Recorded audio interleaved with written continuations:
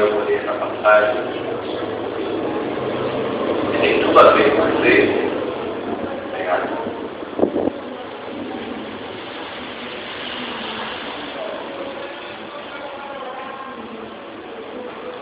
Lucas, capítulo 22. Quem achou, por favor, que de pé em reverência à palavra do Senhor. Versículo 7. Lucas, capítulo 22, versículo 7. Na verdade, não é uma pregação que eu vou fazer, mas uma leitura e uma pequena explanação para que possamos participar da ceia. Lucas, capítulo 22, versículo 7. Diz assim a Bíblia: chegou, porém, o dia da festa dos pães, em que importava sacrificar a Páscoa. E Jesus mandou a Pedro e a João, dizendo: ide, preparai-nos a Páscoa, para que comamos.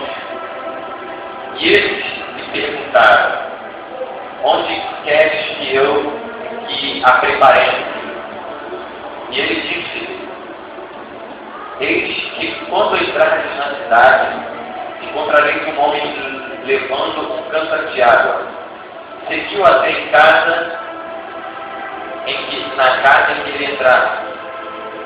E direis ao pai de família da casa: o mestre te diz: onde está o aposento em que hei de comer a Páscoa com os meus discípulos? Então ele vos mostrará um grande cenáculo mobilado. Aqui fazei os preparativos. E indo eles, acharam como lhes havia sido dito, e prepararam a Páscoa. E chegada a hora, pôs-se à mesa, e com ele os 12 apóstolos. E disse: desejei muito comer convosco esta Páscoa, antes que padeça.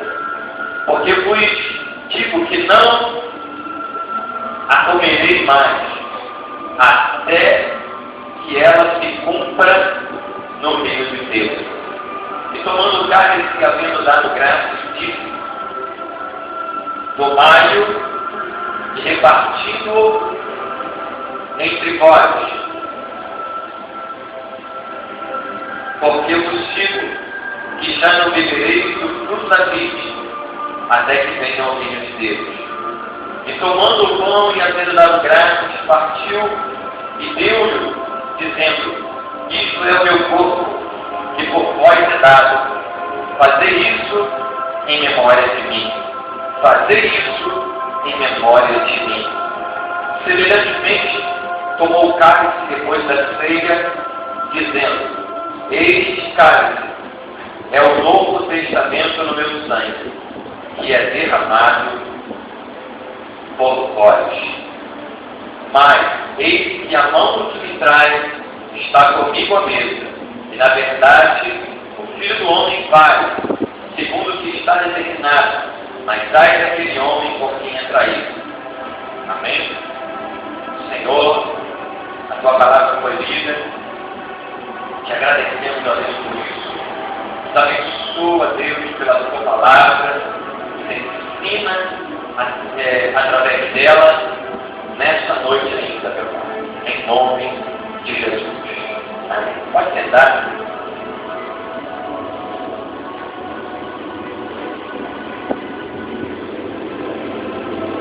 Glória a Deus.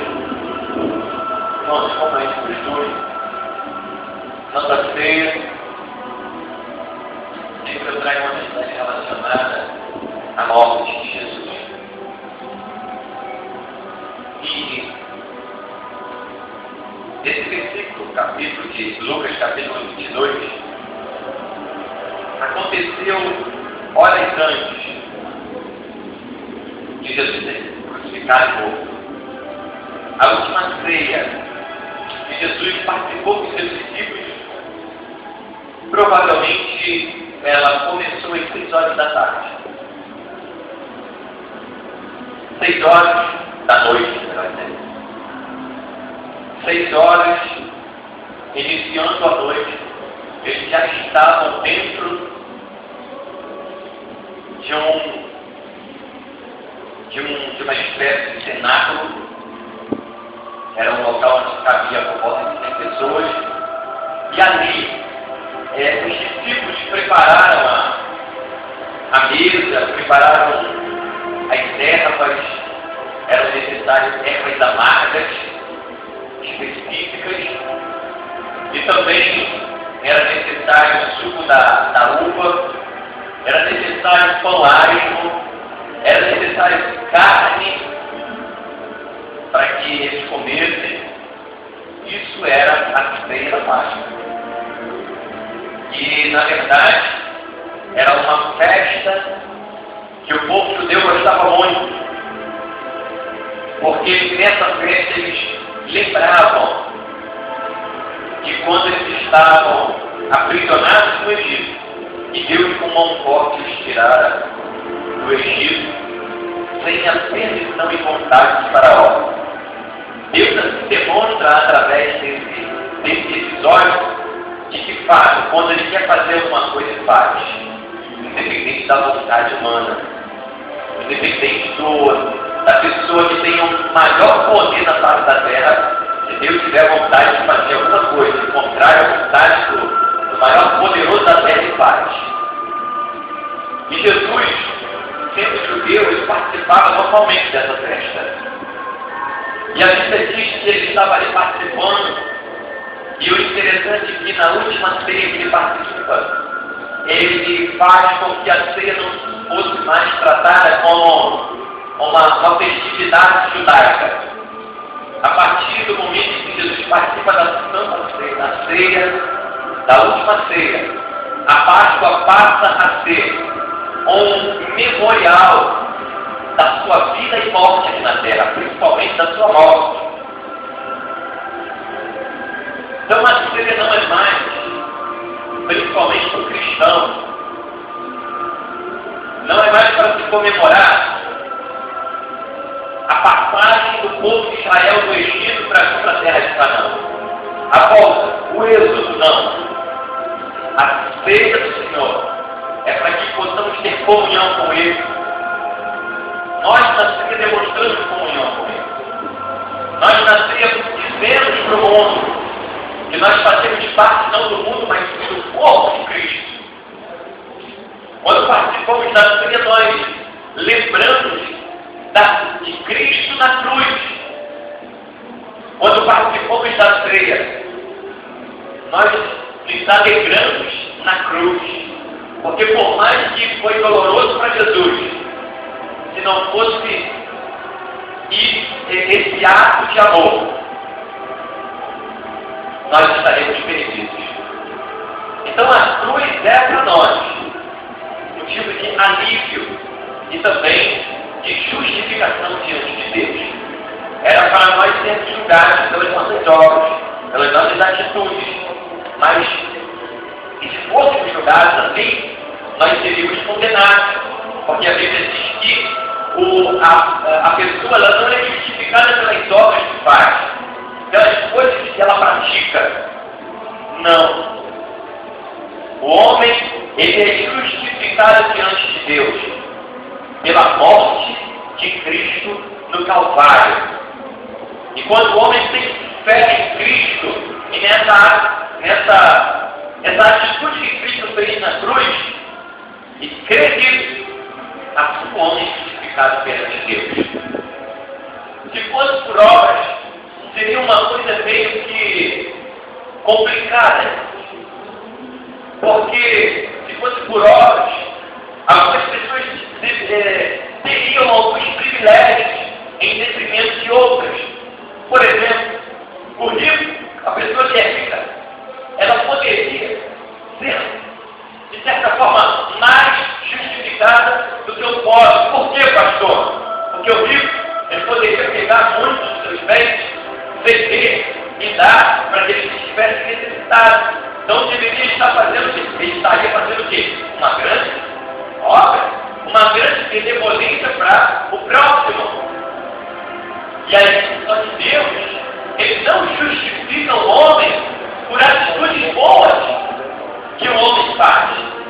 Deus, ele justifica o homem pelo ato de Jesus na cruz, pela atitude de Jesus e não pela atitude humana. Entendeu? O motivo pelo qual Deus, ele não justifica o homem para conduzir ele para o céu pelas suas atitudes por causa disso. Porque senão, as pessoas poderiam jogar na cara do outro: olha, eu sou mais importante do que você, eu sou mais bem justificado diante de Deus do que você, porque eu fiz isso, aquilo, aquilo outro e aquilo. E você, o que fez?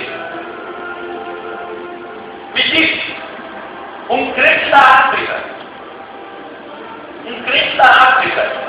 que às vezes não tem nem o almoço, como ele seria justificado diante de Deus? Ele nem o almoço tem direito, se fosse por obras. Então, meu querido, nós somos justificados por causa da cruz de Cristo. Sem a cruz de Cristo, nós estaríamos perdidos. E Jesus aqui, ele chama todo mundo para participar. Ele chama os discípulos todos. Se você pegar aí, você vai ver que todos estão presentes, inclusive o traidor. Agora, o que me chama a atenção é que Cristo, na sequência que estava nos títulos da festa, próximo ao dia, Jesus pega e chama Pedro, chama João, pede para que eles fossem na cidade, quando eles vissem um homem carregando um cântaro nas costas, eles seguissem esse homem, e quando eles entrassem em casa, eles abordassem o homem e iriam perguntar para o homem: olha,